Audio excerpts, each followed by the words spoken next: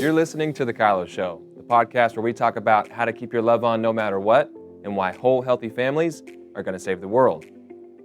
Of all the KYLO principles, probably the most misunderstood one is KYLO principle number 5, healthy boundaries. To have healthy boundaries, you need to know what they are, what they aren't, how to set them, and then how to protect them. You'll get the answers to all those questions and more in this week's episode of The KYLO Show, starting now.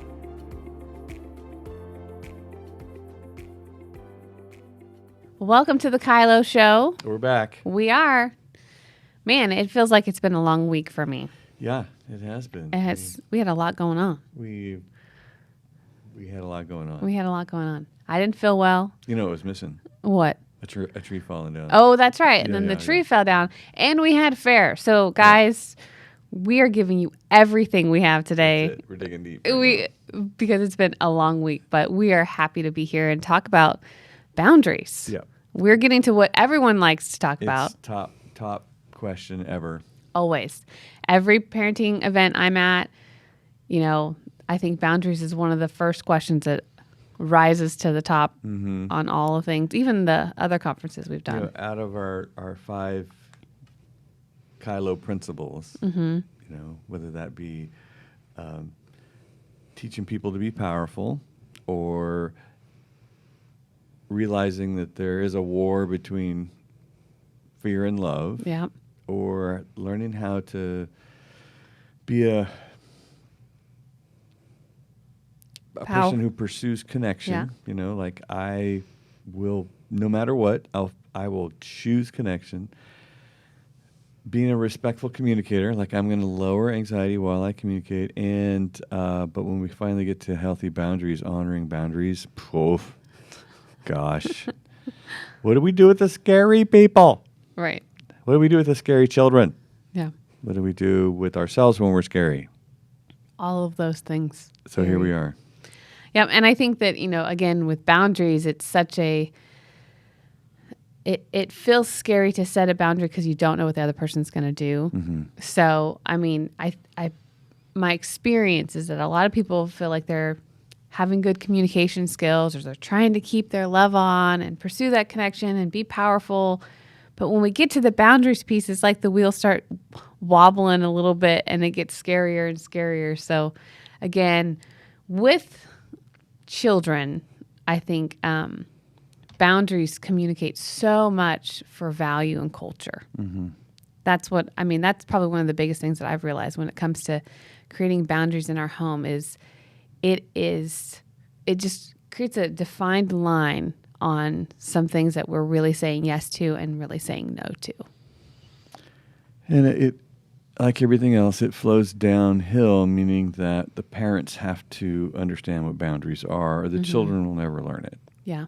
Maybe they'll learn to defend themselves, but they won't learn how to prioritize their value system until later in life when, they're either traumatized or really confused about stuff. Mm-hmm.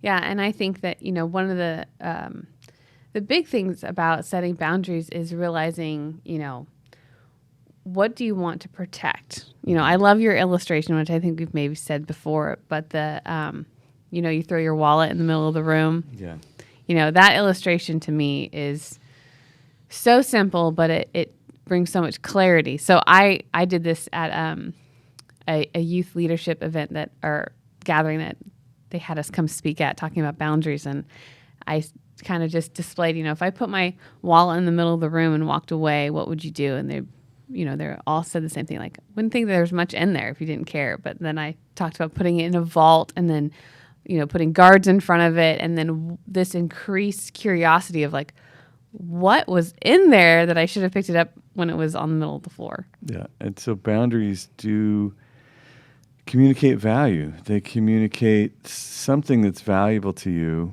and they also communicate what is yours. Mm-hmm. So if you are setting boundaries around anything, you're saying to anyone who's watching, I'm responsible for what's inside here. Yeah. This is my yard. This is my house. This is my bedroom. This is my car. There is a message going out that I will take care of this. It's my job to take care of what's inside mine. So the boundaries communicate there's something that has changed from you perceiving life from that's not mine, that is mine. Yeah.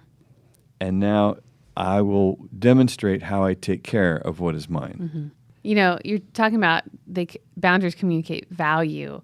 And I remember in a season of my life as a 16-year-old girl who was scary to you and mom and ended up in a relationship with a not so awesome choice. And really this young man trying to pursue a relationship with me. And you always have the best analogies, I swear, of how you come up with them still. I don't understand, but you put into perspective things that are just so easy to transfer from, oh, I get that. But I think you gave an illustration of, you should say, I mean, you were there. I was not. I was at home. But well, the question was, after he traumatized our family by his intrusion, and we still allowed him to have access to our family, and in that meaning he could sit in the living room with you, right? And he said, I think he asked your mom something like, can I take her to the store? Can I take her out of this house, out of your out of your eyesight? And I said, well, just imagine that, there's a bag here with $1 billion in it. And you asked me if you could just put it in your car and drive it around town real quick. Yeah. What do you think I would say? How much respect would have to be healed up in this relationship for that answer to ever flip green? And he said, oh, I see what you're saying. Yeah. I said, right. Yeah. So welcome to my living room. Yes. Which again, I mean, looking at it now, years later, I mean, I'm almost 36. It's going to happen this week. But, so that was, gosh, that's a long time ago. I didn't want to say how many years ago that was. But I think in that moment, there might have been some more frustration, but not too far after that moment happened, probably within months, to see the protection and the fight that you were willing to have for me. More than what I knew I needed in that moment. It's kind of crazy how parenting is so frustrated by the difference of perception of the same thing, and like, you're trying to ruin my life. You're trying to control me. Like, or save your life. One of the two. Right. I'm trying to do one of the two. Yeah. One of the two. You're welcome. Yeah. We'll get to that. Yeah, it's so true. And I think, that's a more teenage perspective, being able to set a boundary. I remember mom putting it as, we knew that she wanted candy, and so she was going to get it any way she could. So we had to create a boundary with how much candy she could have, which was the living room. But I think about parents that are toddlers who are living in this constant state of toddlers have this ability they're like the Energizer Bunny. They just kind of go, go, go, go, go. And there's so much wear that happens with toddler parents that I feel like parents are unaware of what they need until their boundaries long gone. Exhaustion. Yeah. So when you set limits as a parent, you're going to start with take good care of yourself. Yes. You have to take good care of yourself. It has to be a core value of yours. Yeah.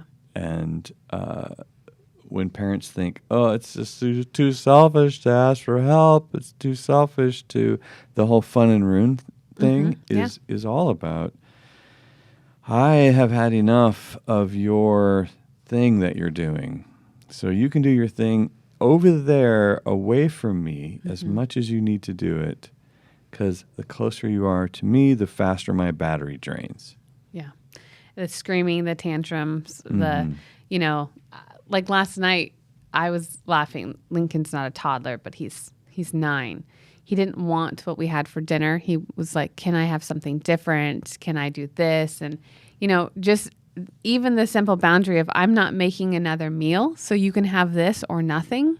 Because when you begin to negotiate with terrorists, like you say before, you start to just wear yourself down. And that's where I think a lot of that toddler land parents are sacrificing boundaries and taking good care of themselves with the negotiation process.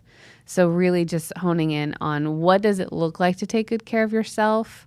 I think to identify that is probably a big thing that we don't do. I mean, as a mom, I speak to a lot of women and mothers, and that's a very common thing. I can't speak for men. I don't speak with a lot of men about this, but it's just this thing that we believe that's true about motherhood is that you have to just absorb. You are a sponge to all things, which means that, you are in this place of constantly exhausted, So, and that is not going to set yourself up for success to protect anything. No. You are very weak when you're exhausted. And it's probably less mom and dad as much as it is, are you more accommodating in your personality or are you more demanding in your personality?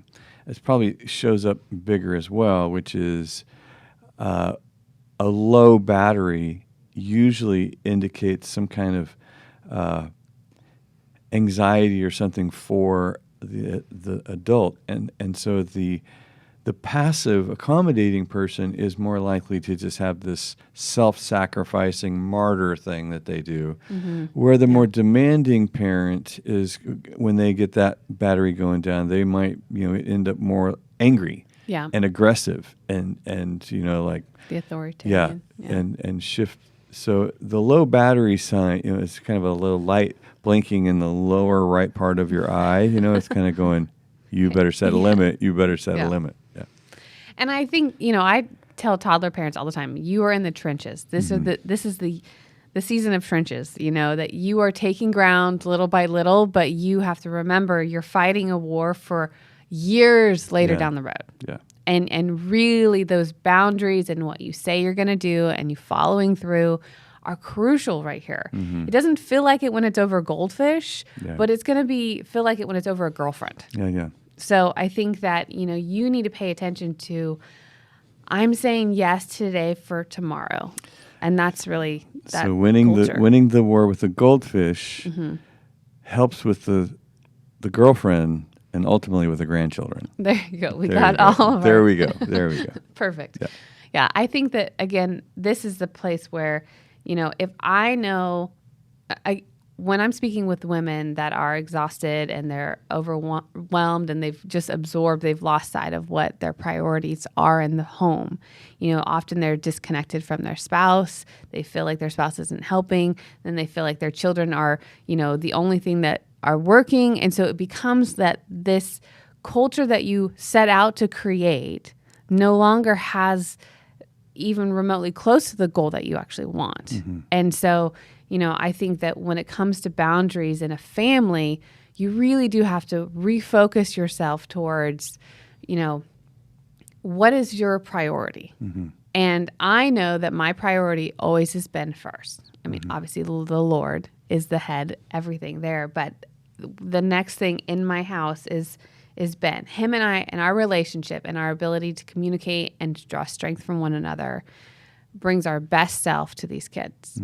And, when I start to prioritize the kids because their needs are louder than my spouse, and that's how this starts to flop easily. And so paying attention even there, like Ben won't take the girls out on a date until he's made sure that him and I have had time, and they'll be asking, but he knows that the priority is that my wife is always first.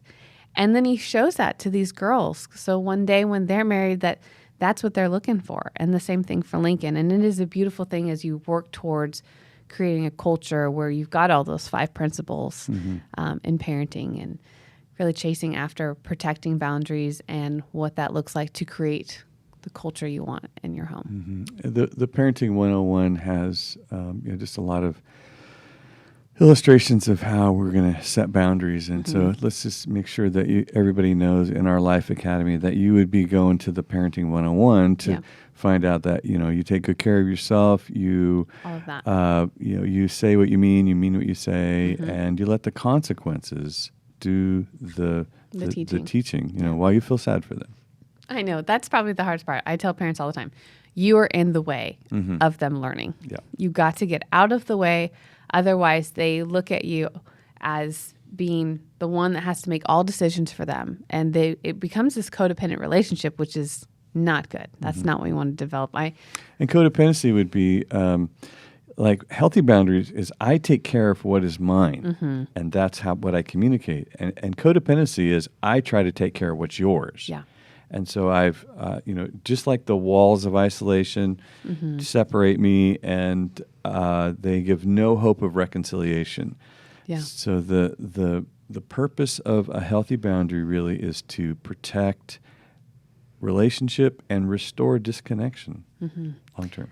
Yeah, it's so good. I think this week of fair that we had with the kids, I'll end with this story, is, Delaney is not the most assertive to go in and find help. She doesn't like to. It's hard, it's uncomfortable, it's awkward. I don't know what the struggle exactly is, but it's all of those things. And her 4-H leader says, I don't want any parents in the barn. This is all you. You got to clean out the stalls. You got to do all the stuff. So she's up all night freaking out that I'm abandoning her. She comes in at some point, 2 a.m, crying. And I'm like, honey, I'm not going to leave you. I said, but I'm going to let you lead this. And so we're in the barn at one point. She cannot get her pig to get washed. It took 40 minutes. Should not have taken that long, but it took so long. And I said, honey, I believe in you. This is yours to own. I said, and this is me going to walk away. You've got to figure this out. But it was just this display. And we use that phrase all weekend, which is, I love you, but this is me walking away right now. And every opportunity I gave her with leaving of I love you, I'm for you, but I'm not going to take ownership of something that's not mine. She just rised and she tackled it. And by the end of it, the confident glow on her face, I was like, this is what I want to see happen. So if you're afraid to give those boundaries to your kids, I would encourage you from one parent to another. It's okay to say, I love you, but this is me walking away.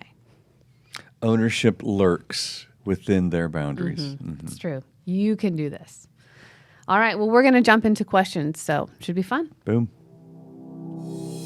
If you want to be successful in setting healthy boundaries with your children and in your home, then you need the Loving on Purpose Life Academy course, Parenting 101. It'll give you helpful teaching and practical tools that you can implement right away. To get Parenting 101, visit lovingonpurpose.com, click Courses, and get access to Parenting 101 today. Okay, our first question comes from Brittany, which just got a great name.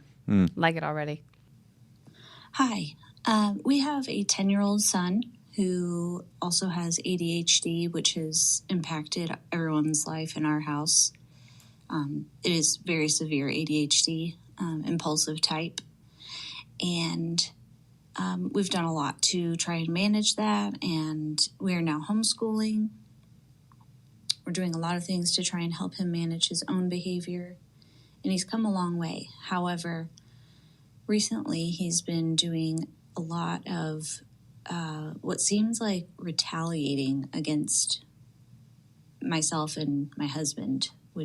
He's been stealing like my phone and iPad, any kind of technology he can have, and recently bought $200 worth of games on my phone. He's just just writing nasty messages on my technology.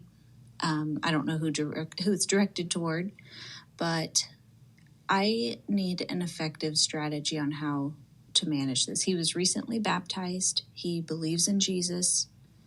He's going through some sort of anger, retaliation type behavior, and I am feeling lost.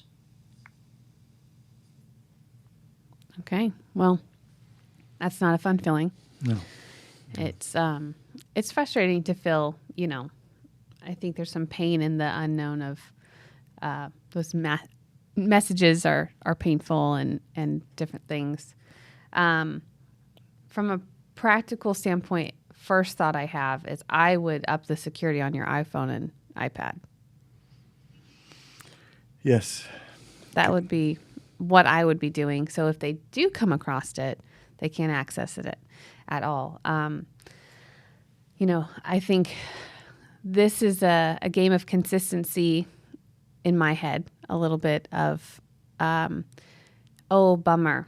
Feel free to as soon as I feel like a genius, which looks like you can have my phone as soon as I feel like I can trust you that you're going to handle it well, buddy. Mm-hmm. I'm so sorry. I know you're frustrated. I know you're sad. I know you're angry. What do you need? I think leaning into that question of what you need and making it a practice and creating a safe place for them to actually give you that need, because it sounds like he wants something. Maybe it's just the fun of technology, but he also might be crying out for something else. Mm-hmm. So, yeah, I think there's probably several layers here. Yeah. One is they've been doing this for 10 years, so they've built all kinds of structure around this young man, no doubt. At the same time, I am wondering how he's getting hold of this phone and, breaching security. Mm-hmm. Like, how did you get access to game accounts? How did you get access to anything without my permission? And how is it that you have access to the internet? Mm-hmm. No. Yeah. Here you go. This is how you'll be doing this. But this probably is mostly a power struggle. Yeah. This boy feels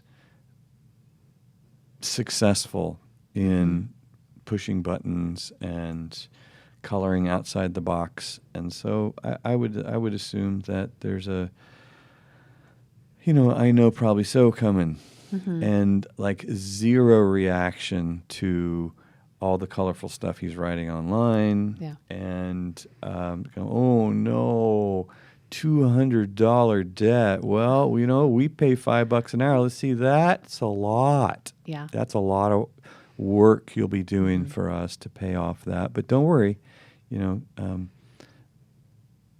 going to have lots of work to look forward to in the future. There's lots of Saturdays in the year. Yeah, we work for a living. So you're just getting a head start. You're 10. Good job. And I think that, to tie back into boundaries, this is just one of those struggles where, parenting isn't about convenience. Mm-hmm. It's about, helping these children develop to be successful adults. Mm-hmm. And this is where the sacrifice comes sometimes on our end, and the uncomfortable exchange of, not reacting, to manage yourself. And you're talking about parents that aren't in the trenches like this lady's talking, Brittany's talking about some pretty severe situation. This is a dynamic that these people are, their whole family is wrapped up in the energy of trying to direct this young man. Which is why it's probably even more priority, I would think, to dive in and really tackle this as much as possible. Yeah, and another, key for ADHD children is the emphasis of the consequences, because they have a pretty poor connection between cause and effect. So the consequence has to be more extreme than it would be for a child who's like, whoa, that's hot. Mm-hmm. I won't do that twice. These guys don't believe it. They just like, I think I can beat this thing this time. Mm-hmm. Like, I'm going to touch it faster. I'm going to lick my fingers and then touch it. I'm going to figure out a way for this to not have the same effect on me that everybody else seems to be adjusting to. And then he's super impulsive. So it's moments later, maybe many moments later, before he's figuring out, when I pushed on that and it fell over and all that stuff broke, it's because I pushed on that. Mm-hmm. It just takes a while for them to grasp, to see it. Yeah. Mm-hmm. Yeah. Well, Brittany, we're praying for you and your family and breakthrough. And, just remember, God gave you this young man because he believes in you. So I would just keep fighting for him. All right, we're going to take our next question from Renee. How do I set boundaries with an 18-year-old when he is still living in my house and is no fun to be with? She is short and direct to the point. Yep. A girl's like, She had enough. she is all done. You can hear it. Renee, I'm here for you, girl. I don't have any 18-year-olds, but I think it's a feel free to live here when you're going to be fun. That has to be an option. Yeah. Otherwise you are powerlessly stuck with the situation. And you sound frustrated. Yeah, and you can't tell me what to do. I'm 18 years old. You go, okay, well, that's right. You're absolutely right. Let me inform you of what else changed when you turned 18. Congratulations, you got rent. You have options Yes. that you'd never had before. Yeah. And I think really leaning into the permission, opportunity, and resources that we talked about before, it really plays into, it's a resource to live in my house. It's an opportunity for you. And I get to give permission. Mm-hmm. And if you are no fun to be with, there's no more permission. And yes, I think the hard part of that big step, again, I don't have adult children, but you do, is the concern of breaking or damaging connection. Mm-hmm. But I would challenge, how strong is your connection currently if this child is violating your relationship already with your living arrangements? Mm-hmm. You're just driving yourself crazy and probably wearing yourself out, which is what we've talked about before, taking good care of yourself. So I don't know how successful this will continue to be if we stay in this state. Yeah, and I'll come home when I want. I'll smoke pot at the house if I want. I'll I'll sneak in and out of sexual encounters around you and not around you. I will disrespect the heck out of everything because I'm 18.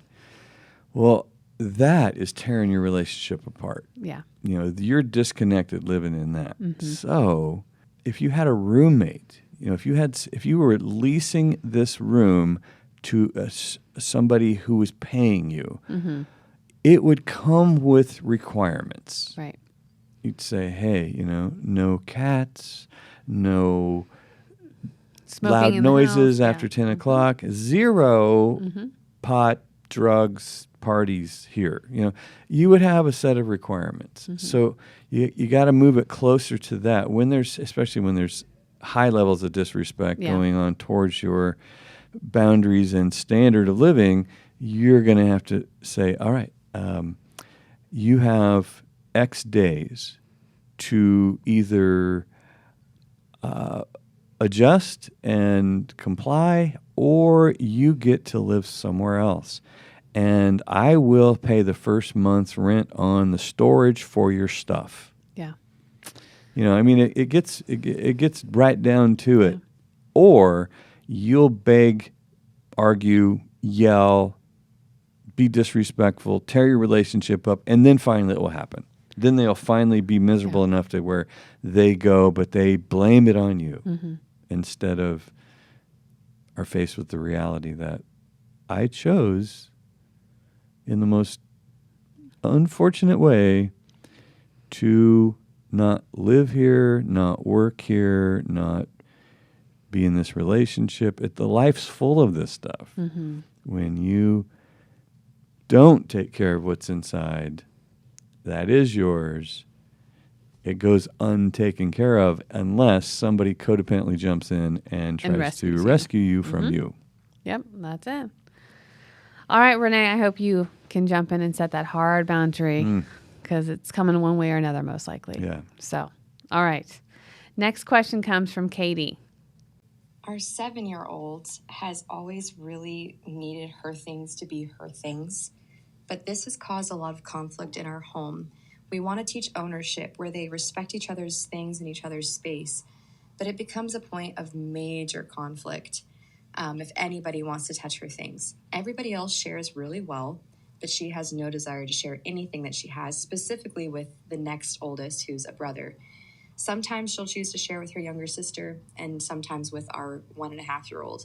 But when it comes to sharing with brother, There's just no way. And there's so much animosity there. Do you have any tips on helping with encouraging sharing once they're that old? Seems like we kind of might have missed the ship there. How can we encourage brotherly love and sharing amongst those two without crushing her need for ownership of things and needing to take care of things? I think this will be something that'll show up later on for her, is if she's no fun to be around, nobody's going to want to hang out with her, I missed how old she was. She's 7. 7. So there's hope. There is lots of hope, lots and lots of hope. And I think it's, thankfully she's at an age where you really can give pretty good feedback. You can start kind of displaying, like, how do you think this affects your brother when you'll share with one, but you won't share with him? What message does that send to your brother? Is that what you want your brother to believe, is that you don't love him as much as your other siblings? Because that's kind of the translation that starts to break down, is they don't like me. I've had to have this discussion with our 3 kids because, one tends to hang out with one more than the other. And so it was translating that there was less value for the other one. And so it was just a display of the impact that you're having isn't our family culture. So we need some adjustment. And I think that's great that there's ownership and taking good care of things. If the brother's breaking everything that he's playing with, that's a different situation. If that's not happening, I think I would be really pushing in the, I think you're making a mess when you withhold loving, by sharing. You could also say, oh, you can't use any silverware today because that's all mine. Yeah, it's there's several things to check. One would be, is it a power struggle? Is it like when I say I want my thing back, it disappears because you take off running with it. Yeah. So if I never give it to you, I never have to feel that terrible feeling of being so powerless. In other aspects of the relationship, is there respect? Is there connection? Is there, the culture of your home kind of thing you're talking about is love, connection, respect, and responsibility. Is that going on between these two normally, or is this the only place where I feel like my life is powerful over my stuff? Yeah. I think the girls have had moments where the younger one, Addie, will go in and take Delaney's mascara or something like that, because she's the older sister and has all the fun makeup or whatever. And I remember something got ruined, and Delaney's response was, you can never use my stuff ever again. And there's lots of intensity in the exchange. And I said, I don't feel like that's real. I said, how would I respond if you accidentally broke something of mine? Would that be the response that says forgiveness and I trust you to try again?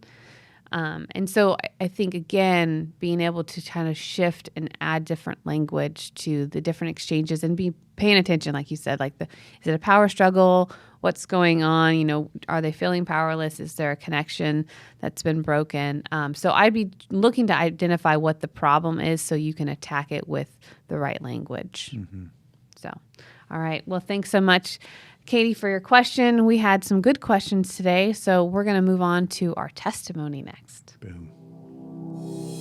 Building your own whole healthy family takes time and training, but don't worry, we got you covered. We talked about Parenting 101 e-course in the Loving on Purpose Life Academy, but we have other courses as well, like Priority of Connection, Parenting Sexuality, KYLO for Kids, and a whole bunch more. You can get individual access to each one of those courses for $49, or get access to all of them for just $7.99 a month, and you can cancel anytime. To do that, go to lovingonpurpose.com, click courses, and get all access today. Okay, so today's testimony comes from Ashley. I feel like we've got the whole LOP team on this. We do. Somehow, Brittany and Ashley, we're just having fun. There was a time in my life that I thought my value was based in how I was always available, lending myself out to others to be what was needed in certain situations, letting people lord over, control, and manipulate me. I believed that if I stood up for myself or told someone no, I was the bad guy for not being what the other person needed. It was exhausting and emotionally draining. Through KYLO, I learned that my time is valuable, and through boundaries, I can have healthy connections without having the candle burning at both ends. And that not having boundaries did not show others how much I loved myself. Although life is busy, I'm now able to do life with low stress. The time I give to others has purpose, and I am a powerful person, loving myself in a way that encourages others to be powerful too. Thank you, Danny and Brittany, for these tools. They are life-changing. There it is. Ta-da. I know. She got her time back. She got her respect back, too. Yep.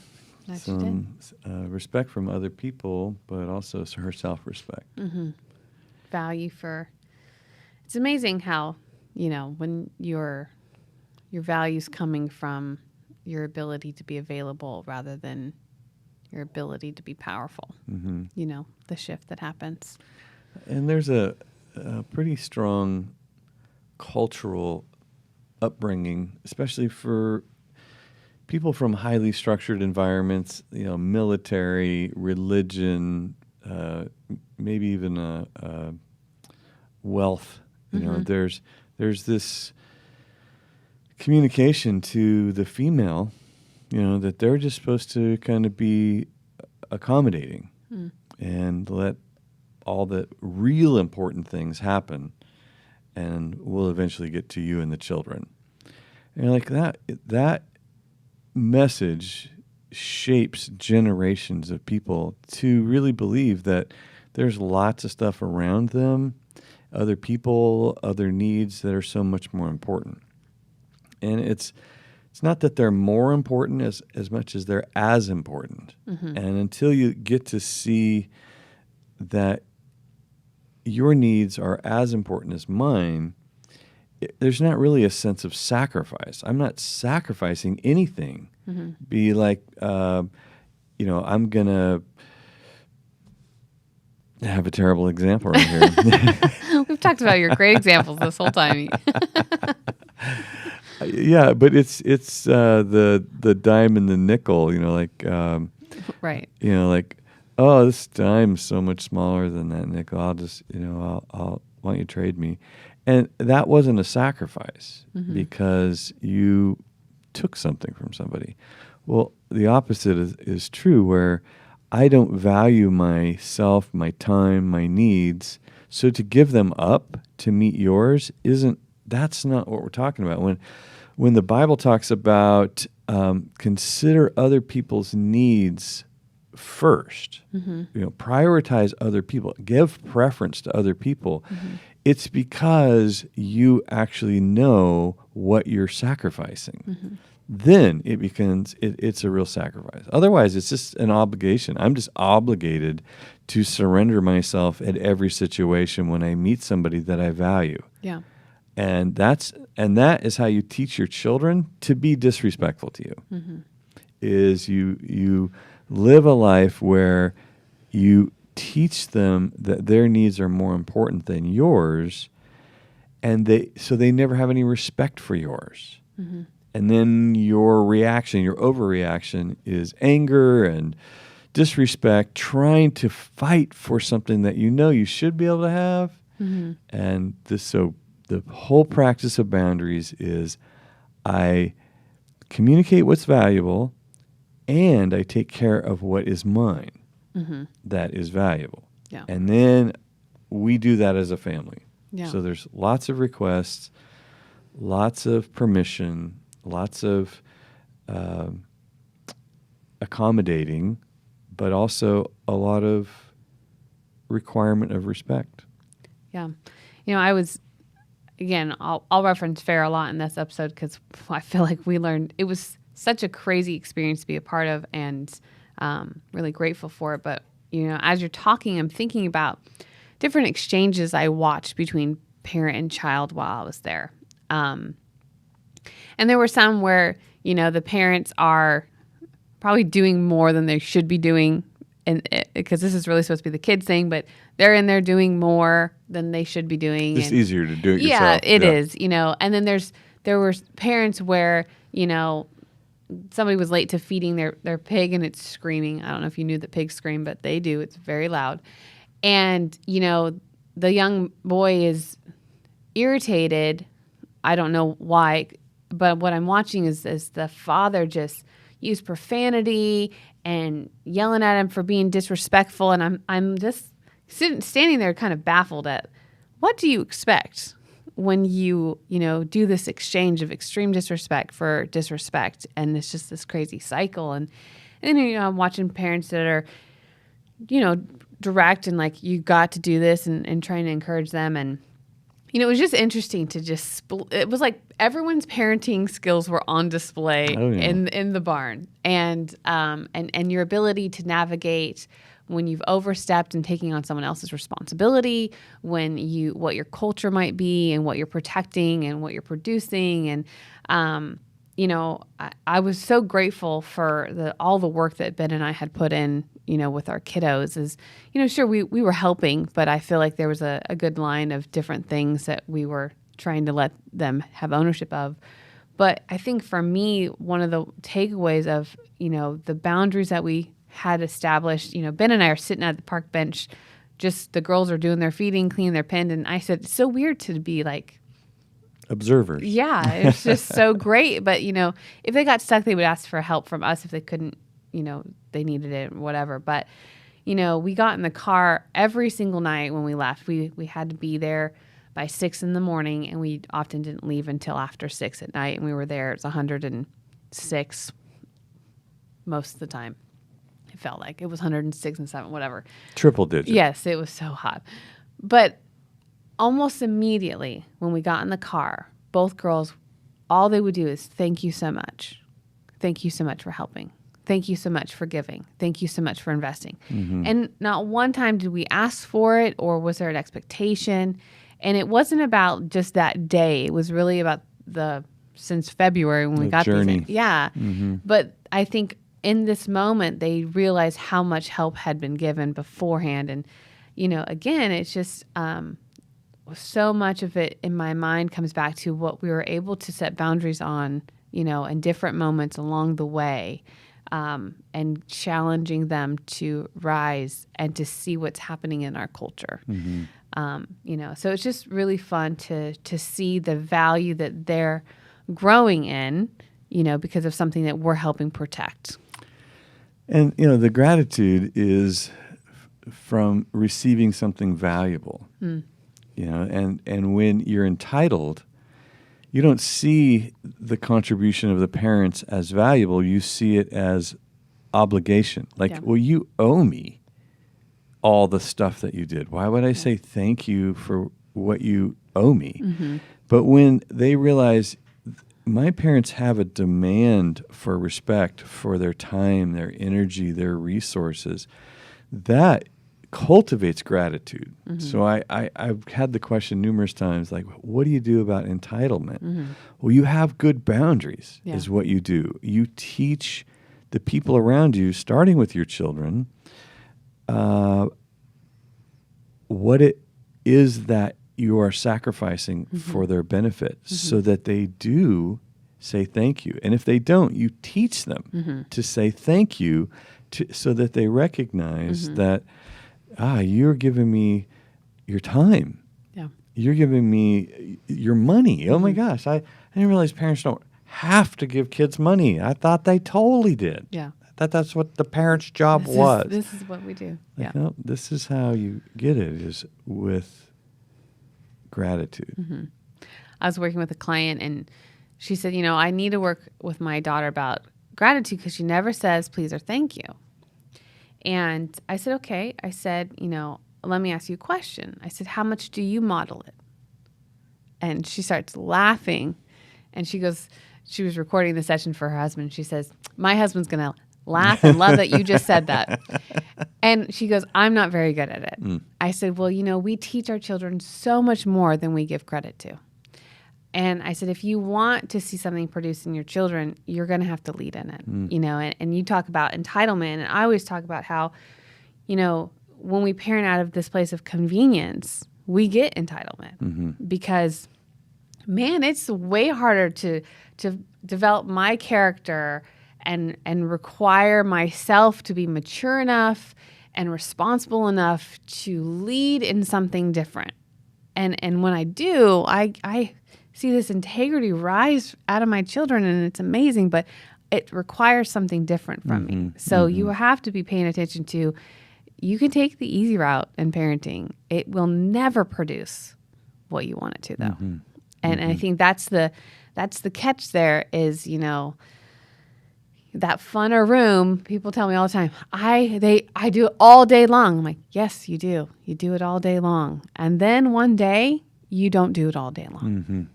And that's the switch. That's when that it changes. But it's that, this is the boundary. This is the boundary. This is the boundary. It's not changing. It's not going away. This is the value I have. This is what I'm going to protect. I'm not changing my mind. I know you're going to keep asking me, here's the consequence, and I'm going to follow through with it. That is so crucial in developing. This reminds me of Adeline learning to read. Oh, yeah. You know, when she was little and she ran into these reading challenges, it feels like the whole family was sitting with her reading a book. I mean, and we did it day after day after week after month after whatever. And it was because learning to read is a really important thing. And this is a really important thing. So you do it until they learn it. Yeah. You set boundaries until they learn them. You teach gratitude until they learn it. You do it because it's so valuable long term. And you can make excuses for why you didn't help your child learn to read, but that is going to bite you for way longer than it should. Yeah. And again, I think this is just where you're, you know, early years of parenting, you are just rep after rep after rep after rep. And then someday you are stronger than you ever thought you were.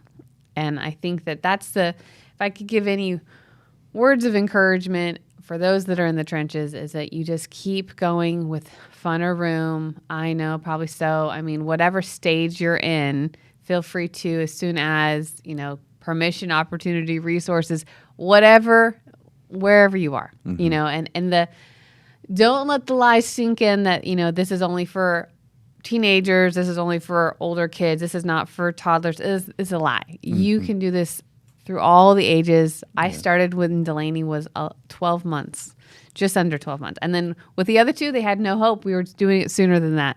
I think as soon as Lincoln could pull my hair, I was like, oh, that's no fun. Now, did he go to his room? No. But it's just this language. But he wasn't held. He's now on the ground going, I went up. This is a privileged position for you to protect, is being in my arms.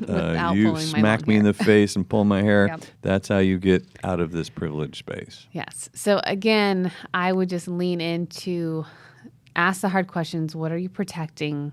What do you want to see developed in your family and your culture? And then go to fight to protect it.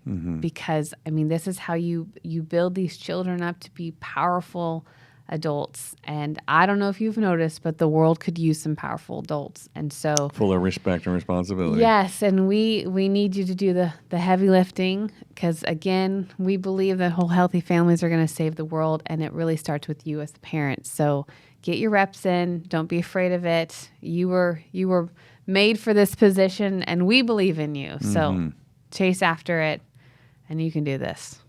And we'll see you next time. Thanks for joining us on the KYLO Show. Bye-bye. Thanks for listening. Make sure to join us next week when Danny and Brittany talk about abusive relationships and the irresponsibility cycle. Never miss an episode by subscribing to Apple Podcasts, Spotify, or watch us on the Loving on Purpose YouTube channel. And don't forget to submit your questions and testimonies to thekyloshow.com. The KYLO Show is produced by Allie Armerding, co-produced by Ashley Beck, Leah Alexander, Anna Hill, and Sherry Silk, sound engineered and edited by Taylor Silk, and show promoter Christian Zamora. That's it for this week. We'll see you next time.